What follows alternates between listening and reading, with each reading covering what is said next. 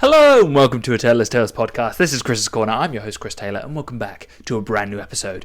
This week I've got some seriously fun topics to talk about, starting off with, of course, Oceangate, the topic on top of everyone's lips, on the tip of everyone's tongue, behind their lips.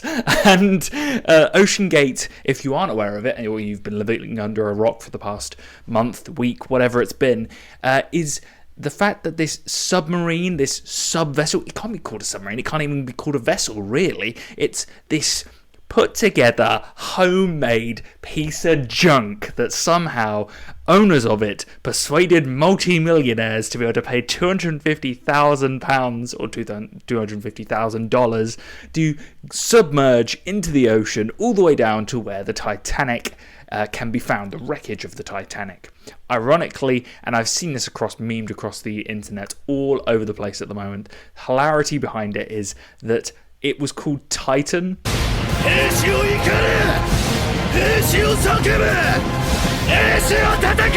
And there is a story of the fall of Titan, and therefore the ship that fell also happens. It's almost like history repeats itself. It's almost like that happens. And we're on the verge of Russia having another civil war. So again, history repeating itself over and over again. Fun times ahead. But something that really caught my eye with Oceangate, that made me really interested in it. It's like I didn't even know this sort of thing was happening, and it's almost like we're peeking into the future of what we're going to see with space, because space is almost like the ocean in terms of it's a hostile environment that we're not aware of, that we have very little research over, of going to those depths, and we don't have the equipment to really deal with it.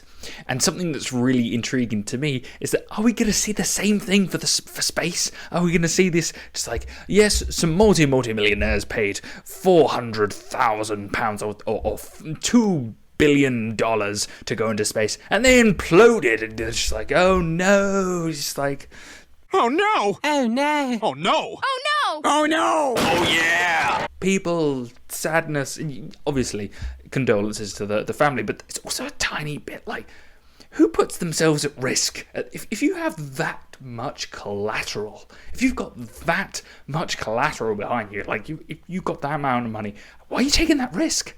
Why are you taking that risk so much? Like, it's big enough risk, for instance, going surfing or going snowboarding, for God's sake, where you break your leg or you potentially nearly die from doing that. But to go to the very depths of the ocean that you have no way of being rescued, that you have near to zero communication, and then you also have the idea that, we may run out of oxygen, or you may get crumpled by the pressure of the ocean itself.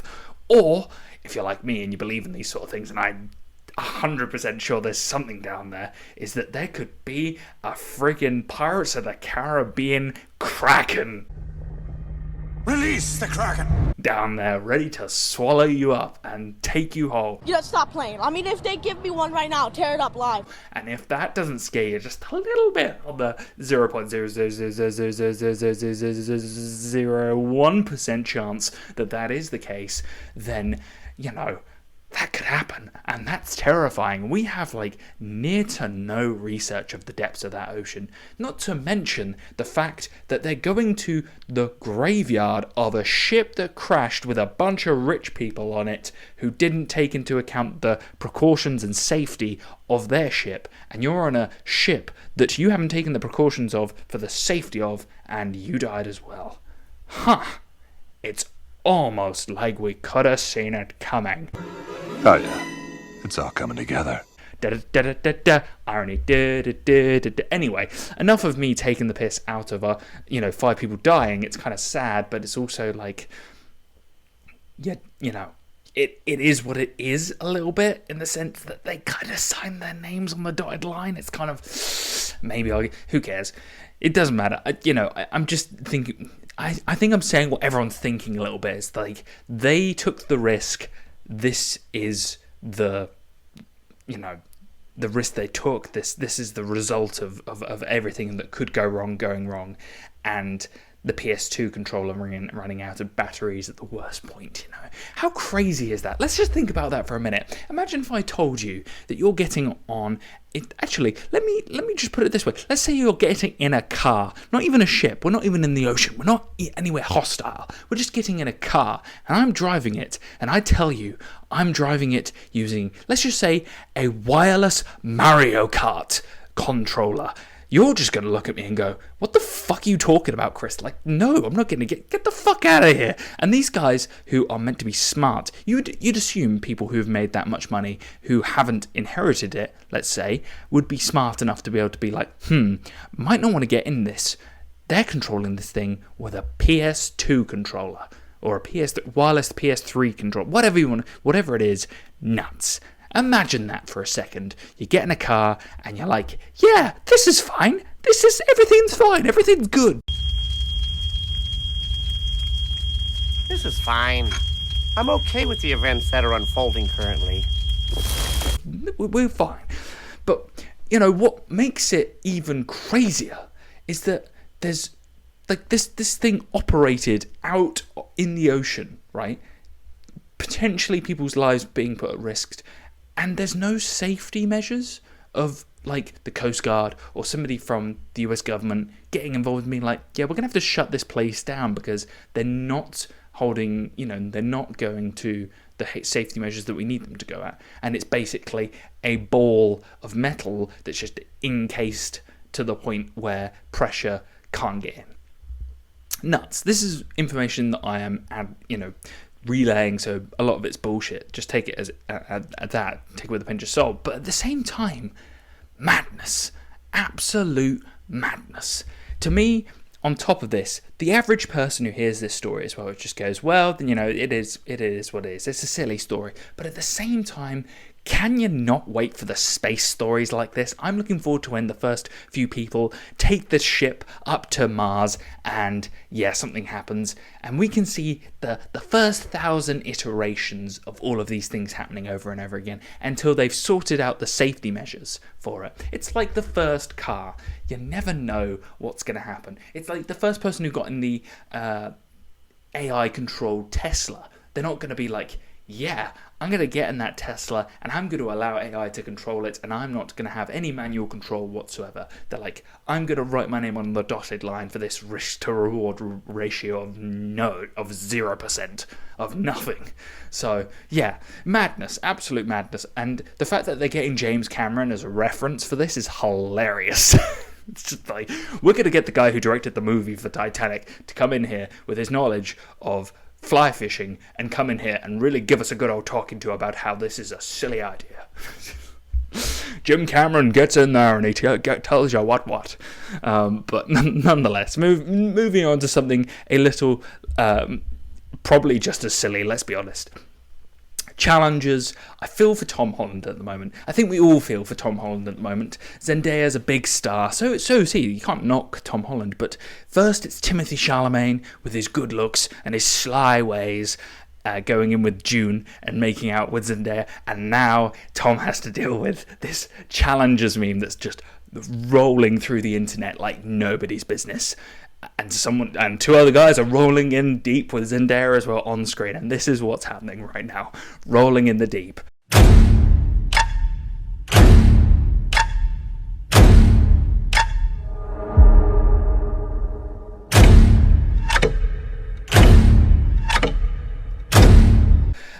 It is intense. I've watched the actual trailer itself. I think the dislike ratio is so funny on this. So it's basically a 67k likes to 35k dislikes. We're looking at a 45% to 40% dislike ratio, which means the video itself is going to get some serious heat in terms of dislikes. And that's not good for the guys at Warner Brothers, because clearly the people who are disliking it are Tom Holland fans who are, yes, a little bit up in arms. I feel for him so much, because that's your girlfriend up on screen making out on the big screen in front of the world, and now that's become a meme, and you're just sat there like,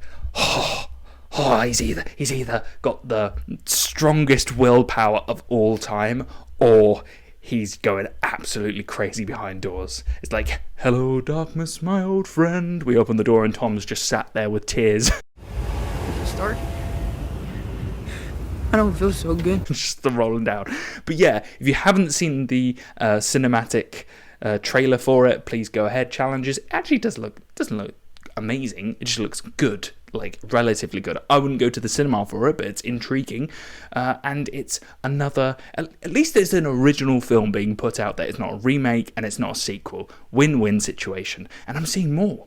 This is the really cool thing, actually. At the moment, I'm seeing more original films being put out there, which is fantastic. I don't care if it's via Netflix, I don't care if it's via any other brand, as long as they're putting out original content for the film industry so that we get more people in the cinemas to keep the film industry going. And I am such a big advocate for that because I love the film industry, I love films, I love that universe. And someone to talk about as well, Mission Impossible 7, I know I'm going to probably go see it. I know I said no sequels, but Tom Cruise to me is a representation of somebody who has kept that film industry going throughout time. I'm a big fan of him. I love the fact that he does his own stunts. I love the fact that he is so energetic and passionate about the film industry, and I loved what he did during the pandemic, where he told off those people on set when they were putting at risk the production for Mission Impossible 7. And so someone like that I'm willing to support, because not only was his previous film with Top Gun, the sequel, absolutely fantastic, and I will, obviously I'm being very hypocritical here, another sequel, another remake of an original concept, but it was brilliant and it was a really good film. So if they can actually make really good films, we're all going to love it. But most of the time when you look at sequels and remakes, they're terrible. So we're going on that rule. They're the exception, not the rule. So remember that for a second. But please, film industry, keep doing what you're doing. Keep putting out original films, new films, so that we can find something like Spider-Man Across the Spider-Verse and other great films that we're going to go see over the summer and put our money into and make box office hits. And hopefully we can bring back some of that originality of the 90s into the late 2020s, whatever you want to call this period of time that we're in right now. Moving on from the film industry and Zendaya being memed about and, rolled through. Damn!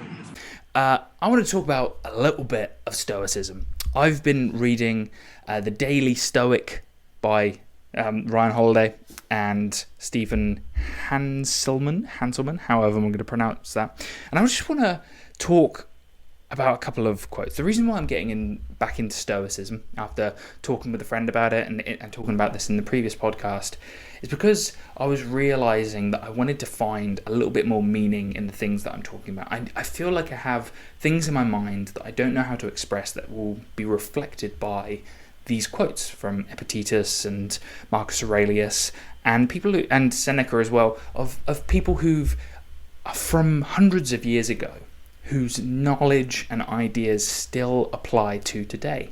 And I like that. And for me personally, as someone who likes to come up with sayings and things that may sound cheesy, but they just make sense to me. For instance, one of them being, don't fear the man who is forced or born in the darkness. Fear the man who goes willingly into the darkness and comes out smiling. It seems to me that everybody stakes their lives in a lost cause. Looking over them all from up here, I almost think I can see their hopes and dreams flickering in each little light. One of the quotes that I've created that, for me, it's not a quote, it's something I created, philosophy there.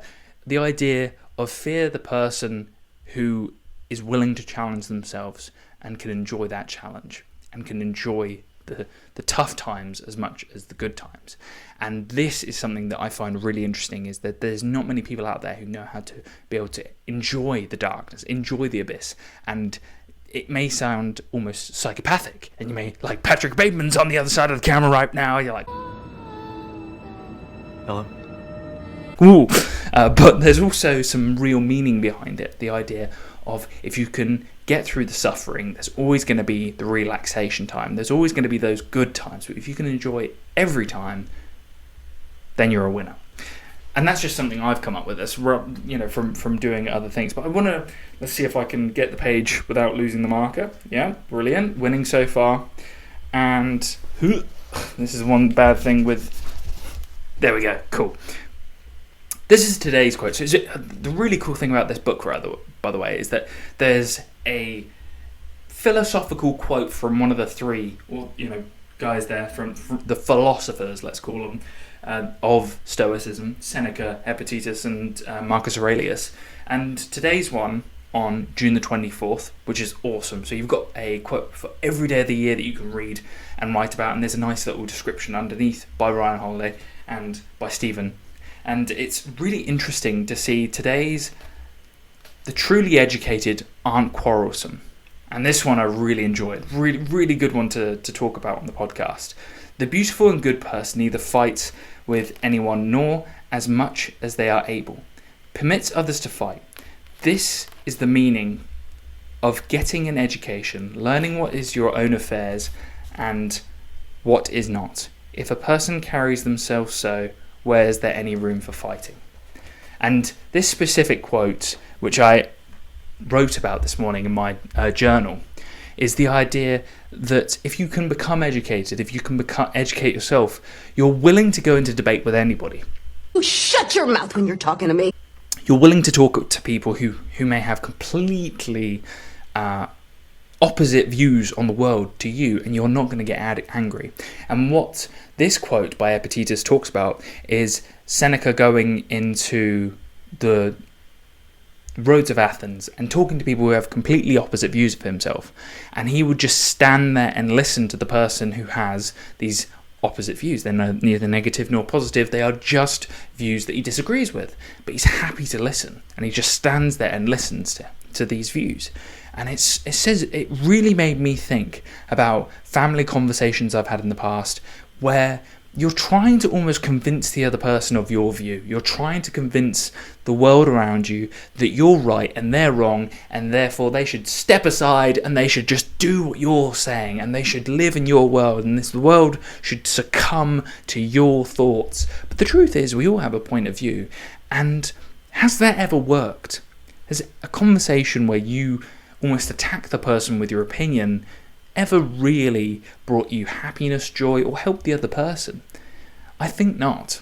And this is from personal experience as well as chatting to so many people. I think one of my favourite things about travelling the world is it has opened my eyes up to the idea that maybe sometimes you are wrong and it's best to just listen in. And I love a good talk, but something that I found really interesting recently is just listening to other people and just listening into their stories and listening into who they are. I think that's why I love podcasts so much, because I love listening to people's lives, and I love listening to people just chat and just really get in there. And you, the listener, the viewer, you too, I think, have this similar view, this idea that we can learn from each other, and we don't necessarily have to agree on everything politically, relationships, sexuality, life, but we can be there for one another and not and be educated and not make an argument out of everything and not be aggressive through those things, but be educated. So reiterating myself over there a couple of times, but it's really interesting Stoicism at the moment, and maybe you too might pick up this book and just do what I'm doing at the moment and taking one quote at a day, one Stoic philosophy quote, and just going through it and writing about it or really thinking about it. There's some really good ones in there. There's really good ones. I'll tell you what, let me see if I can get the second one before it, because it's really, really interesting. And it really made me think about life in general. Oh yeah, this one by Marcus Aurelius. You could enjoy this very moment all the things you are praying to reach by taking the long way around, if you'd stop depriving yourself of them.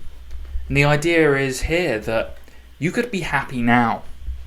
Instead of taking the long road to get somewhere, you could just be happy now. You could be happy within the time. And everyone's so goal orientated, and including myself here.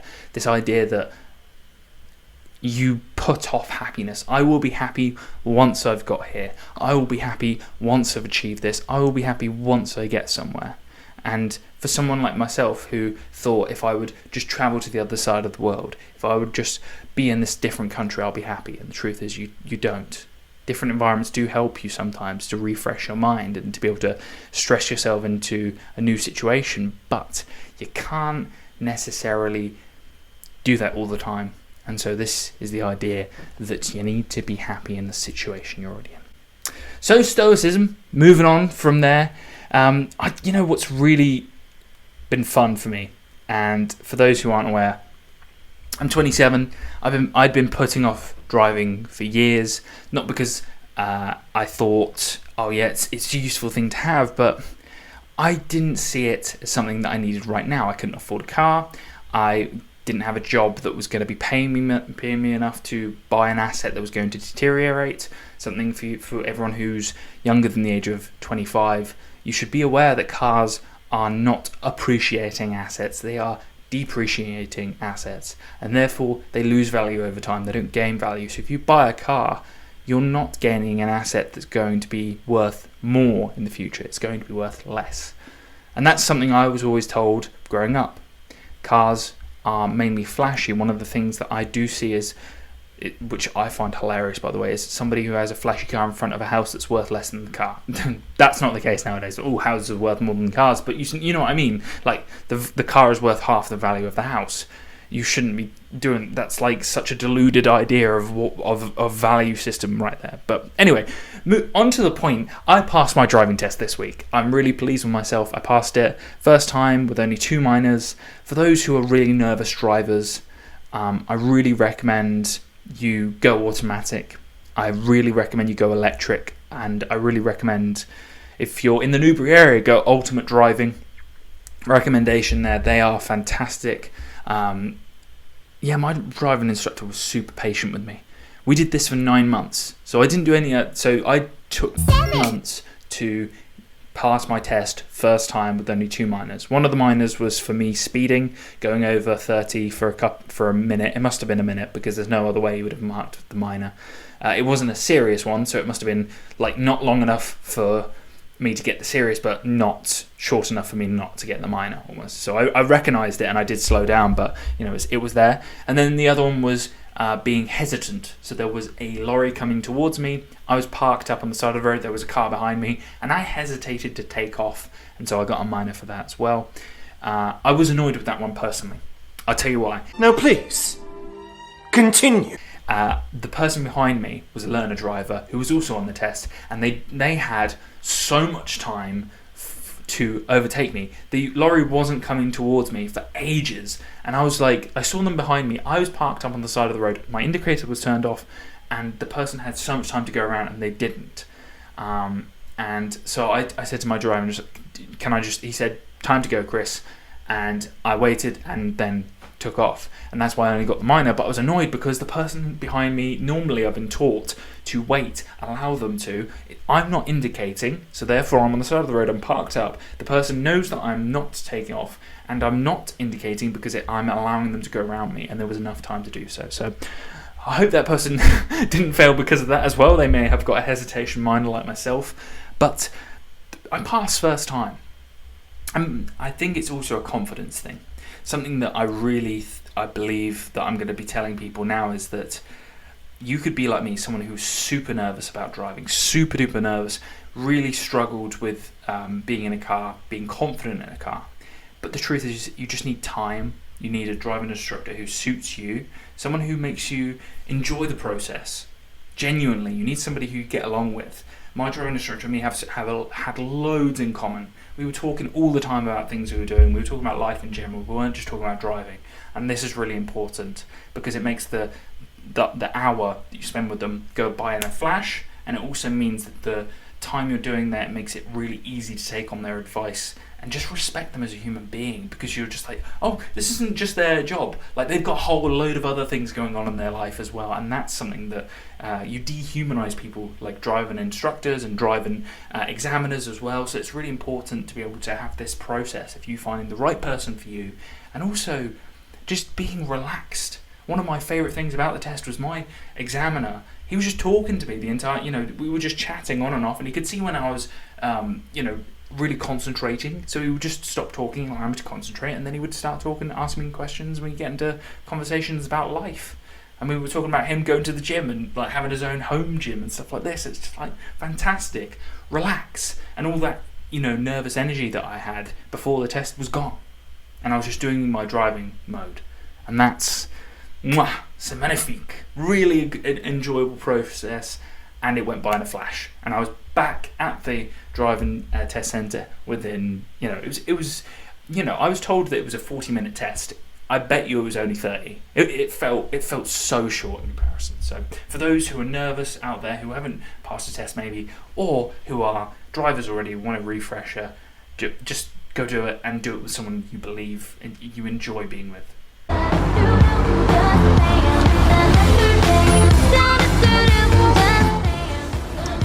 It's Brittany, bitch. Last of all, Chelsea FC. We are in the last 5 minutes of the podcast, so for those who are still here, you can skip to the end. I will just sum up everything, and I will also give a little recommendation of something fun to watch for yourselves by the end of the podcast. So, Chelsea Football Club at the moment, it is transfer season. After a terrible season at 12th place with a terrible friggin' team, with a bunch of dead wood who are just money grabbers, a lot of them, and like I've said in previous podcasts, a real lack of fire in their bellies for the club and zero loyalty. It's absolutely fantastic to see the club getting rid of these players who don't want to be there and have no appreciation for the situation or the club itself. I think it was Reece James who said you shouldn't have to basically sell them on being a part of this club. It is a club that you should be loyal to in the first place, and he's talking about Mason Mount leaving for Manchester United and having to be persuaded by Chelsea to sign an extension contract, and I totally agree with them. If Mason Mount doesn't want to be there, sell him and sell him for 60, and Kai Havertz has been sold as well. If he does want to be there, sell him 65. I think that's a fantastic amount of money to get for a player like that who hasn't had a good season at Chelsea and hasn't had a great season over a couple of seasons since the Champions League, basically.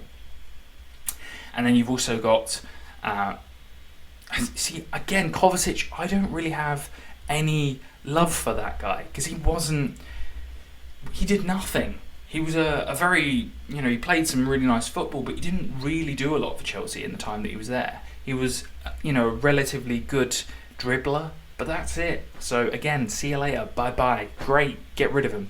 Do I want Moises Caicedo? Yes, but not for the price that he's paying. Personally, I wouldn't spend 100 million on him. I would say go look for a lower tier player, develop them, and use a season as a way to be able to develop some of these players. Again, I think give Gallagher some time, genuinely. And if you need a centre defensive mid, go for someone in the Bundesliga or the Italian league and look for someone cheaper rather than going within the Premier League. I know it's a risk, but at this point in time, spending 100 million on a player who's only had one and a bit season is a real risk. And it may not turn out like Enzo Fernandez, where we've got a magician in the midfield. It may turn out to be a waste of 100 million and we get another Cucurella who we still have on our books.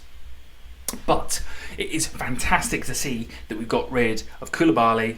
Again, he's clearly just ready to retire. You've got rid of Mendy as well. He wasn't going to be given the game time because of Arrizabalaga. And then you've also got... I'm trying to think as well, who got sold. Kante I'll miss, amazing player, but he was starting to get injured all the time. And then who else was there? There was one of the Ziyech. Ziyech, for me personally, didn't look like he really cared. Like at any point, just didn't really care at all. And if that's the case, again, good riddance, goodbye. If you don't want to be there, if you don't want to play for the club, and you don't want to get physical for the club, then, that's life. And, goodbye Ziyech. Well done for getting money. Again, there's been investigations into Chelsea being owned by Saudi Arabia at the same time, but I think those were put to bed by the Premier League, so should be fine on those side of things as well. I think, for me personally, the new signing for Jackson from Villarreal, smart signing, could be a young player to challenge with Broja. I don't know how to pronounce his name. Broja, one of those things. I think it's a good idea to have two young players playing within that position. If Lukaku doesn't leave, yes, he's probably going to be playing in that position. Do I want him there? No. Do I think he would be helpful for the team or the dressing room? No. So get rid of him as soon as possible. Get rid of that player who's going to be negative for the team, and just have those two young players playing for the striking force, because we can find goals from Sterling, we can try and find goals from Madueke, and we can try and find goals from the midfield as well and from the defence. Yes, those are two young players, one of which who got injured very early on in last season, but we could see some really good football from those two players, and we could see a repeat of what we had almost with Frank Lampard, where we got goals galore from that, and we actually have a strong defence system this time instead of when Frank was manager. So we could get a lot from Pochettino having access to these young players rather than bringing in big money moves and embarrassing Chelsea almost, and making a really silly statement for the club. And I think we should be being a little bit more sensible with the money, like Brighton, like Brentford, and not being spend on big names just so that we can try and get in goals rather than develop someone into a goal scorer. We have Nkunku now. He's a fantastic player who could bring an attacking mindset to the midfield and to the attack, and it'll be fantastic to see if he can play just behind the number 9 of one of those youngsters, bring in some maturity at the age of 25 and be prolific and provide assists as well as goals. But we'll see. And I'm really excited about this new Chelsea team under Maurizio Pochettino, and I'm glad that Kepa Arrizabalaga has been given the chance to be able to thrive in the next season, and we didn't just spend 60 or 70 million on a player from Italy and potentially have somebody who could fail when we've already got somebody in goal who's had a fantastic season last season for his career, even if the rest of the team was collapsing in front of him. So, rounding off the podcast, for those who have just skipped the football bit and are back, welcome back to the podcast again. One little treat for you for coming back to this period of the podcast. After talking about football for 5 minutes, we've got the Reddit forum, Am I the Arsehole? I've been watching Smosh Pit recently, where they go through this Reddit and they find stories, they read them out, and then they decide whether the person is the arsehole or not. For you, the listener, the viewer, if you are into my comedy or my podcasting of the references, you'll love this. Please go watch it. You'll have a lot of fun. It's great to just hear people's stories of their lives and be like, this person's insane. And so I've got a little snippet for you here, and I'm going to read it out. This may take a minute, so if you're ready for this funny story, great. If not, see you later. Have a great rest of the day. Am I the arsehole for refusing to pay for my daughter's college because she lied to me? My wife and I have a 20-year-old daughter, Cassie. She started college a couple of years ago, majoring in accounting. I never told Cassie college is the only option or to study a specific subject. I wanted her to have some sort of plan, whether it be college, trade, school, etc., so she can have a good start in terms of career prospects, especially in the current job market. She decided to study accounting. She lives in student housing, which I visited when she first went to college. I did want to visit her again, but she told me that they had a new rule that non-students weren't allowed to visit the student housing area. I trusted her, so I believed it.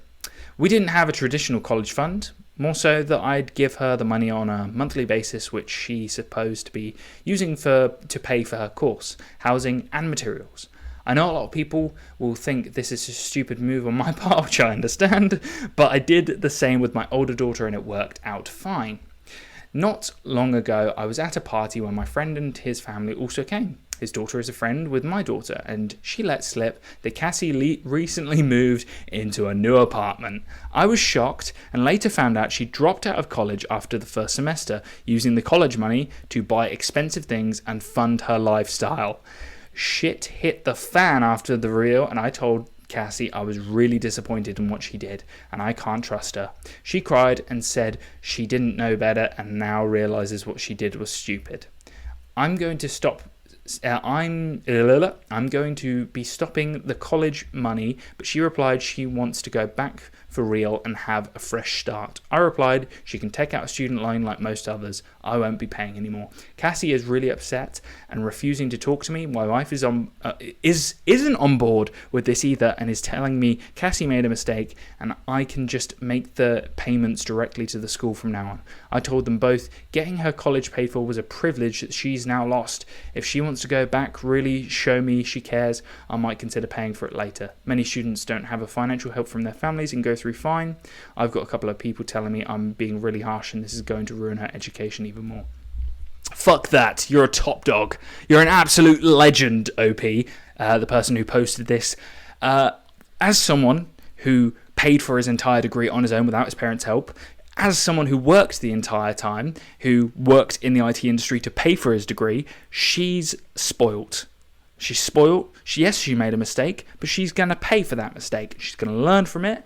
And yes, if she proves it to you, then you can help her out. Then you can say, look, you've been rewarded with this. Here's a fund. But that fund, like you said, isn't guaranteed. That's something you've put your hard work into. If she's just spending it silly, willy-nilly, and yes, it may be a mistake, but it sounds to me like she took it and tried to make a lifestyle out of it. So you, the reader, the viewer, the listener, please comment below if you've got this far and you've listened to this story. What do you think? Do you think the Reddit user there is right or wrong? Only one way to find out. So, this has been the Taylor's Tales podcast. This has been Chris's Corner. I've been your host, Chris Taylor. And as always, I hope to see you this time next week. Bye now. Boom, baby!